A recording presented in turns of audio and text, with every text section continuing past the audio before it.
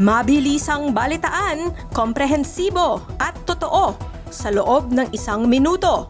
Simula na ang Diskurso Tidbits. JV Ejercito, isinusulong ang batas para protektahan ang mga inosenteng driver na tanging nasa maling oras at maling lugar lamang. Yung kaso ng estudyanteng tumalon mula sa LRT-1 station, kung tinuloy ng ama ng bata ang pagsampa ng kaso, kawawa naman pala ang driver. Pabuya para sa makakapagturo sa kinaroroonan ni Atong Ang, umakyat na sa 20 million pesos. Tiyak na paliit na ng paliit ang mundo ni Ang. Ambulansya huli sa akto na ginagamit na shuttle para malayang baybayin ng EDSA busway. Maaaring rumaraket lang ang driver para mas lumaki ang kita, pero kahit sa ang anggulo mo tingnan, garapalang pandaraya pa rin ito. Gayuma, mabenta ngayon sa Baclaran lalo na't Valentine's Day na.